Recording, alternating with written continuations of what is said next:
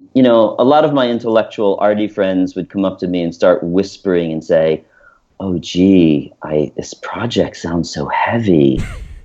Must be very depressing." And I'd be like, first of all, why are you whispering? Second, right? It was like annoying.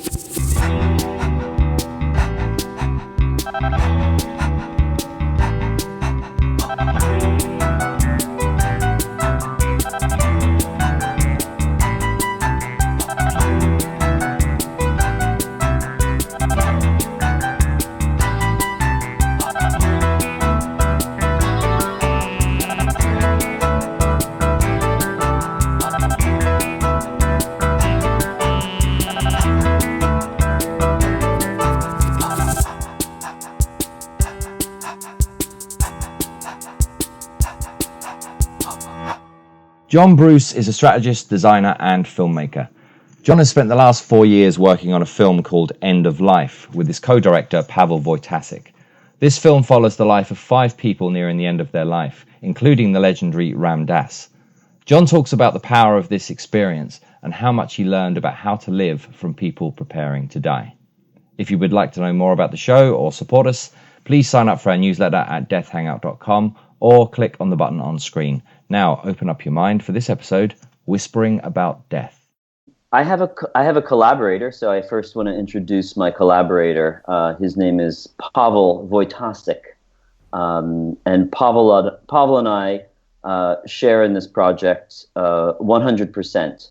Can I ask you something? Sorry, John. Sure. Can you say the last name again of your Wojtasik?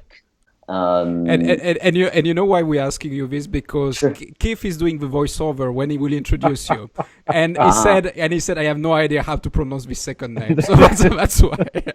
So Pavel Wojtasik and we spent more than 4 years with 5 different people who are at various stages or phases of the end of life, and we were with these people in a very participatory way. To prepare for this project, we were both trained as end-of-life doulas. An end-of-life doula is something that has emerged recently. It's a doula. A doula, first of all, is a Greek word. The etymology for the word is slave girl. But what it means is it's really you're a guide and a helper. There is something called a birth doula that has been around for many decades, which is different from a midwife. So if you consider the activities around birth and the activities of the birth mother, she could have many people around her that have many different roles, right? There could be a midwife and a doctor and a nurse, and there is perhaps a life partner, and perhaps a baby daddy, and maybe other children, maybe her parents, maybe her friends and family, and so on and so forth. And they all are in different relationships with this event and this person. And the same goes for dying. We have friends and family and doctors and caregivers, loved ones, and different people who serve us. But what gets left out is ultimately this notion of what kinds of experience might we have as we approach the end of our life. And while we can't always control that, we don't always know exactly when it's going to happen or how it's going to happen or where we are going to be, we can at least consider it, and we can at least consider the nuanced details or the experience design of the very moment-to-moment human things. Do I like the sound of music? What kind? Do I care that my Aunt Mary might come and decide she wants to read the rosary over my bed for 5 hours straight? There's all these details that people don't know how to behave in these moments. So the doula works with the dying person to consider some of these elements and to help the dying person create a design. And then when they move closer into active dying, the doula is there to work also with the people surrounding the dying person to remind them of these elements and to help put them into play. It's creating a plan, isn't it? And then facilitating that plan on behalf of the person as well as it gets closer to the end in terms of wants and needs. Yeah, and a lot of this stuff can be practical, like, gee, I really don't like anyone rubbing my feet, or gee, I love having my hands massaged, or, or gee, I love the sound of children playing, but, for 10 minutes. So, you know what I'm saying? Or, I mean, it's just, you know what I mean? It's like, or gee, I would love to hear, as we were training, we had to, as part of our training, we had to write our own, what's called a vigil plan, the vigil, to say, what kinds of things would you want if you knew you were going to die in the next 3 months, and you had to articulate based on what you know your life to be and your available resources and people around you, what are these elements that would be important for you in terms of this experience design? It's a very interesting exercise. I teach at Parsons School of Design here in New York City, and I teach a studio called Design for Living and Dying. And this is one of the exercises I ask my graduate students to take on, and it's always it's a very interesting one. One fellow said that he wanted local fresh cut flowers, and that he would want everybody in his space, his immediate space, to refrain from using electronic devices. I mean, I found these details kind of fascinating, right? So you were trained as a doula, right? For this project specifically, which is basically filming these 5 people in their dying process? Yeah, and they were at various stages, and what that means is, you can encounter a dying person who doesn't necessarily look like a dying person. They could have a terminal illness and have a sense that their life has entered an end of life phase, but they're still, working and running around and playing golf or having lunch and involved in activities that make them seem as though they're very much alive as you and I, which reminds us that we are all dying. And so, darn, right? I John, come on. It's another game I play with my students. I say, well, most people, when you bring the subject up, they use this turn of phrase, if I die, instead of when I die. But unless we all believe in the singularity, right, and we're going to have some sort of DNA splicing that allows us to live forever, which I have run into some people who do believe that. Right. They said, we don't need to worry about this end of life business. I have no plans on dying. It's a noble objective.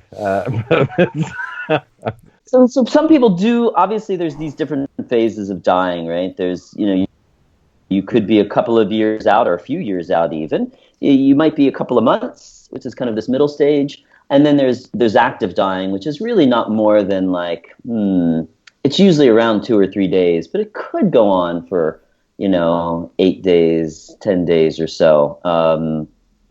It's those last 2 phases that we think of most often when we think of experiences of a dying person. But, how we move through these different phases is very interesting. So our project set out to kind of explore all of this and to not quickly extract information or merely be observers or interview people, but to just kind of be with them. I mean, people used to say, what exactly are you doing? We don't understand. And I'd say, we're just hanging out with dying people. Yes. That makes you so popular, I'm sure. Exactly. Especially at parties when I would go up to people saying, how are you feeling? No, I'm good. Question for you, John. Just inside, as you said, we're all dying. Well, just from your experience on this project and the time you've spent with these people, what do you find is the biggest difference between the rest of us who are dying and the people you've been working with? I have to say, these people they know what it means to be present, and that ultimately is what our project is about. It's okay. Yes, in some ways it's about dying, but really it's about living, and it's really about being conscious of our own ability to be present. And what does that mean? That's a big idea, right? It sounds very lofty, but they have a pretty high bullshit detector. You know what I mean? They don't have kind of time to waste. So, they're kind of in it to win it, so to speak, right? They are they're very present, and that doesn't mean that they're serious, so to speak. It means that they're very conscientious of the things that matter, and they're gonna make decisions to invest their time and energy very carefully. They're not fooling around. So it's actually quite energizing, uplifting, and life affirming to be hanging out with people like that. You know, a lot of my intellectual arty friends would come up to me and start whispering and say, "Oh, gee, this project sounds so heavy. It must be very depressing." And I would be like, first of all, why are you whispering? Excellent. Second, right? It was like annoying. It used to piss me off. And I'd be like, second of all, it's actually not depressing. It's like hanging out with dying people is kind of a hoot. It's energizing. It's life affirming. I was kind of preferring it. I was having a hard time hanging out with my other friends. You should have a T-shirt. I prefer dying people, something like that. No? Eventually, you know, it's like cut the crap. Let's get to it. You know, let's live. Yeah. These people are living, and I think this is reflected in our film. I mean, as I said, we spent 4 years with 5 different people. I forgot to mention we had cameras pointed at them the whole time. So we were recording all of this, you know, in video in a very participatory way. We weren't just there kind of like, oh, pretend I'm not here, I'm a fly on the wall. We were also kind of, you know, with them. And I think the other thing that was interesting is these were not our friends and family. We did not know these people before we endeavored to collaborate with them. And that also gave birth to a very special kind of relationship, because we weren't entering into a relationship with them with all this baggage of the past. We weren't mourning their imminent loss, like, oh my God, I'm so sad. You're not going to be there for me the way you have been for all these decades of being my family or friend. Nor were we medical caregivers. We weren't there to, you know, necessarily, you know, check their blood pressure and adjust their IV, or we weren't there to serve them in those ways. We were there just to kind of be with them for whatever they could say or not say, whatever they could do or not do. So sometimes they were just silent and we just kind of sat there for hours. Sometimes they were asleep. Sometimes, you know, the things that we were able to exchange, maybe it didn't make a whole lot of, you know, chronological or logical sense in terms of history or future, because time takes on a very unusual kind of form. It's no longer, you know, as the Greeks would say, they have these 2 wonderful words for time, chronos and kairos, you know, chronos, clock time, and kairos, you know, this more ephemeral kind of, this notion of the moment or supreme time that's not necessarily about chronology. And there's a kind of a dying people, it's very abstract and surreal in terms of time and space. So you spent 4 years with them or something like that, you know, in terms of timing especially. So do you develop relationships with them? You know, do you get attached to them? You know, you said that you didn't know them before. Sure. I mean, it's like any relationship, right? Yeah. I mean, we were in a relationship with them. But because it started within this end-of-life place, we were able to enable them to have a purely new kind of social engagement and a purely unique kind of social exchange that wasn't contingent on pasts or futures. It was just in the moment. But certainly we were attached to them, and certainly, you know, it's in some ways, you know, sad to part from people we enjoy being with, but ultimately you're very prepared for that. So out of the 5 people of our project, 2 are still alive, 3 have died, you know, and I think we were just very prepared to say goodbye to them. So while it is still sad, it wasn't devastating. I'm curious about, you know, what's the intention about this project? So you have like people dying and you film them like very like in the day-to-day, I guess, this is what you do. So what's the purpose of that? What's the purpose of your movie at the end? There are many purposes or intentions, which, I mean, on one hand, it is an art film. We're not trying to sort of, we don't have an agenda that's didactic. We're not out to, teach people specifically how to become doulas. We're not out to change legislation around, issues of right to die and death with dignity and these sorts of things, which are all very important. I think for us, it's this project and the film, and there was also an installation version that was installed in Los Angeles in September. So there were many outputs from the project. But ultimately, the film, we see it as an invitation for viewers to be in touch with their own bodies and with a consciousness of their own mortality in a very visceral way, rather than in this distanced way. Because let's face it, we've encountered, we meaning the West, right?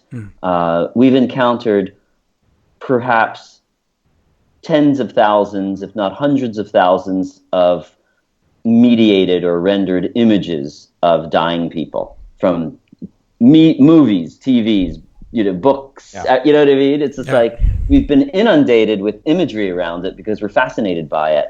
But that only enforces a certain kind of distance, right? Because it's an act of othering, and that allows us to stay distanced from it. Yeah. So we were interested in this notion of distance, the distances that we create, which are emotional, psychological, geographic, and we often kind of conflate this notion of privacy with what becomes marginalization. So once we got into this mode of hanging out with these people, we also realized that like these distances between the living and dying also involved ourselves. We were interested, we had our own visceral reactions to our own mortality by doing this project, and that became really interesting to us. So that embodied learning, so to speak, that really embodied sensory notion is what kind of drove the project, and I think is the affect of the film and the installation. How do you think it's changed you as a person and how you live your life? It's such a great question. It's one I'll probably be reflecting on and ruminating on for a while. Well, so far, So far, yeah. I have to say, I think it definitely has kind of tuned up my own bullshit detector. I make decisions about my own life that are, I'm very conscious of how precious life is, and I'm very conscious of how precious humanity is. And like, am I leading my decisions? Am I leading my participation in the world from a place of my humanity first, before these notions of titles and roles and expertise and ambition and money? And I've really kind of realigned my own sense of humanity, my own participation and role in that. And that, I know that sounds really grand and lofty, but it actually shouldn't be. It really should be in these kind of mundane moments of our everyday. We lose sight of that. We lose sight of it again because of I think we get brainwashed into different notions of time. There's a certain notion of time that's related to, and I don't want to sound too academic now, but it's related to issues of value and labor and, and financial capitalism. And, and we get into this mindset, of hours in the day. And it's really important to kind of zoom out from that and be like, what's inside of me? Where do I live? What matters? What is effervescent about life? And how am I really kind of dedicating my energy to that, or making choices in these mundane moments around that, and not waiting for some sort of later grand moment where I can address these things, because it really is in the fabric of the everyday, in the mundane, so to speak. That has changed me. And certainly one of the people in our project is kind of a spiritual guru, and hanging out with him was pretty profound. Is it Ramdas? Ramdas, yes, indeed. We were wondering, that was my question since the beginning, because we're big Ram Dass fans, but we couldn't, we're just like, okay, let's wait, to see if it's there. now we'll have all the fan question. How is he in reality? Can we have an autograph? Yes, you can. He's amazing in reality. Actually, It was kind of. I have to say that when I came back from that experience of being in Maui with him in his home, I had a hard time adjusting to life in New York for a few weeks because I was soaking in this different pace. And I mean, come on, let's face it. This guy wrote the book on being present. You know what I mean? Literally. Yeah.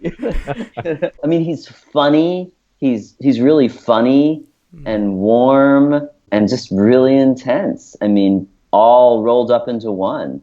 And super generous. And he was willing to really play with us, like to really play, because we did some very experimental things with him. We didn't want to, I mean, he's Ram Dass, right? I mean, he's written a stack of books. There's been movies made about him, Fierce Grace, which is a wonderful film by Mickey Lemley. And he's been interviewed in front of the camera and a multitude of times. I mean, even Oprah has interviewed him, you know what I mean?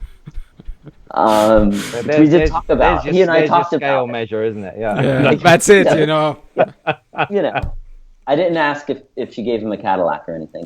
And it was beyond my imagination. And I think, and I hope you guys get to see the film soon. It should be making its way into the public in the coming months. We just had this kind of private. Industry-only screening at Cinema du Real in Paris on Tuesday, 2 days ago. I was there. I can't believe I'm back in New York. Yeah, I still, but anyway, I won't tell you anything. I was there as well, man. Come on. We could have done something, like a beer or something. But anyway. I know. Well, they had me on a really tight leash, the producers and the industry people and... I know that you're at Ram Dass level and Oprah and all this kind, but come on, we are also something, You guys are at that level. I know. Come on. I know.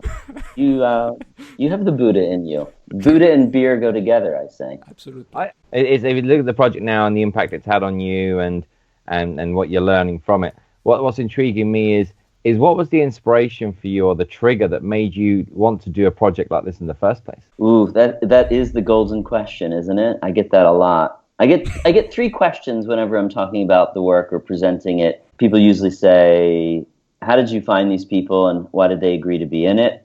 Are they still alive?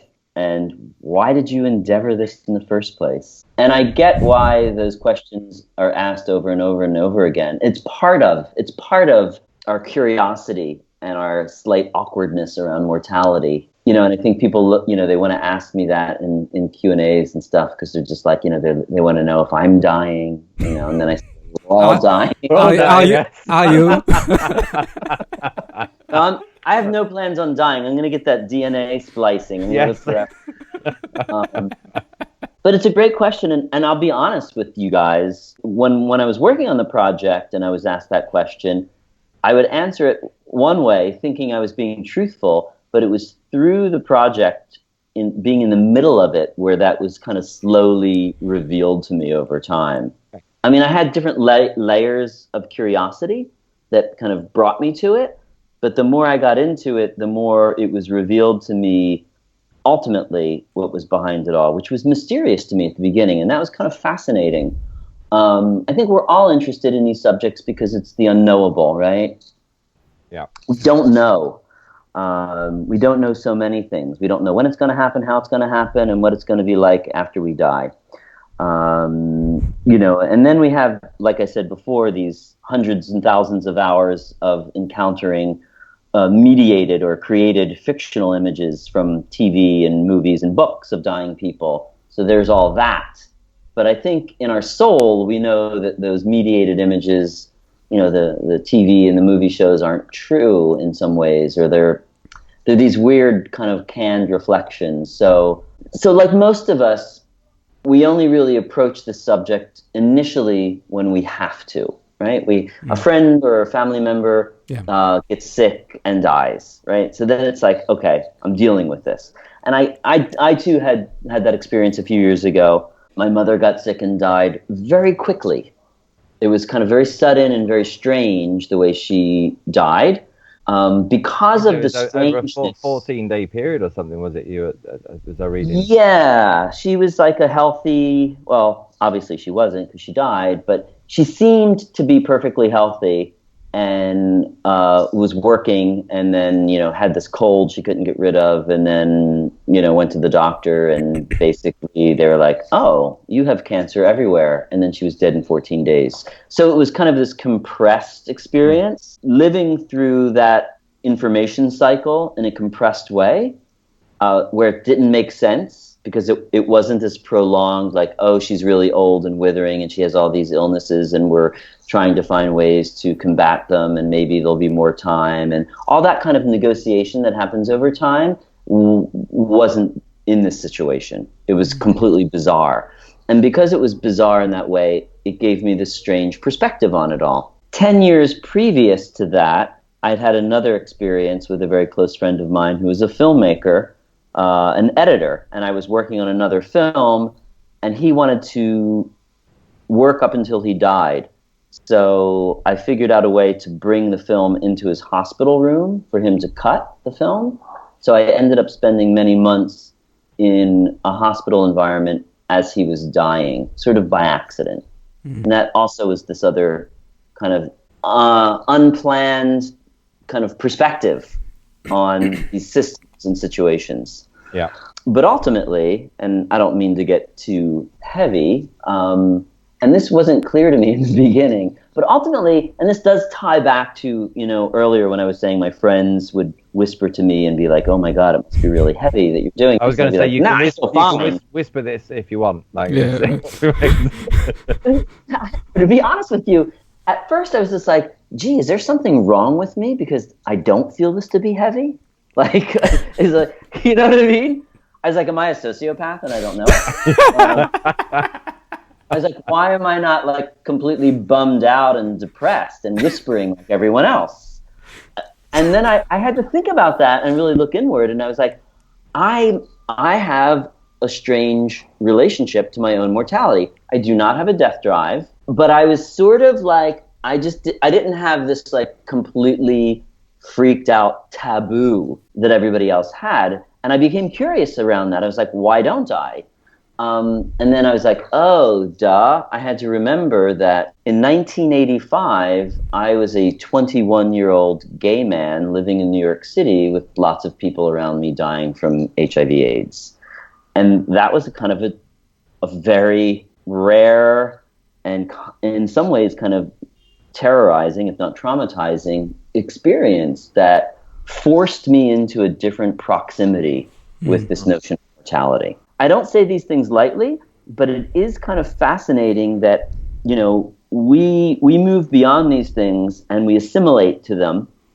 And here I was 30 years later, and it was not the first thing on my mind. It took me until I was in the middle of this project to kind of reconnect back to that part of myself and be like, oh yeah, that was quite peculiar. Yeah. And I lived through that, and that has altered me. It makes a lot of sense. It's sometimes we don't know the motivations until we look back and piece it together. It's like a feeling, isn't it? It's like an unconscious drive.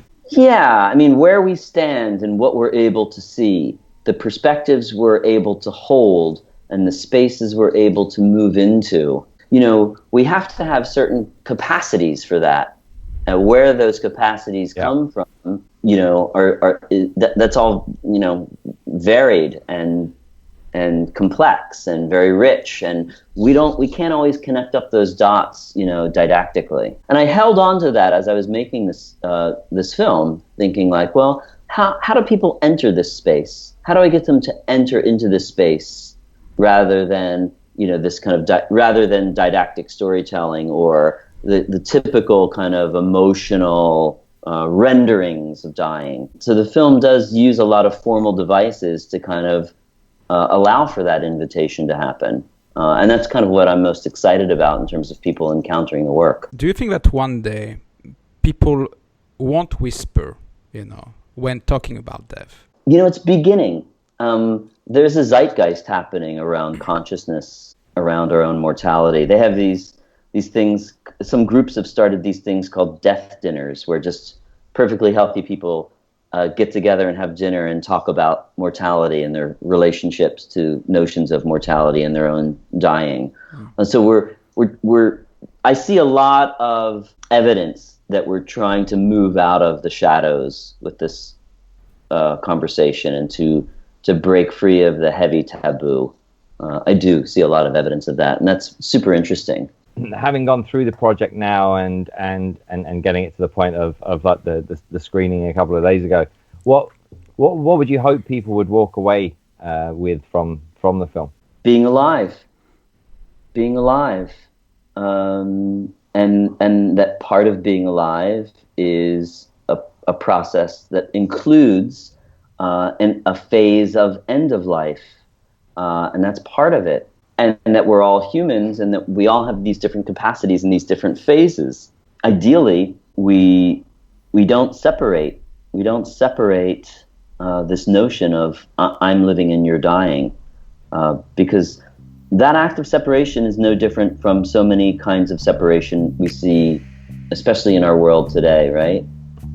Separation of faiths and of races and of nation states and of ideologies. And so it's if anything comes out of this, I hope it's at least pointed in the direction of our greater humanity.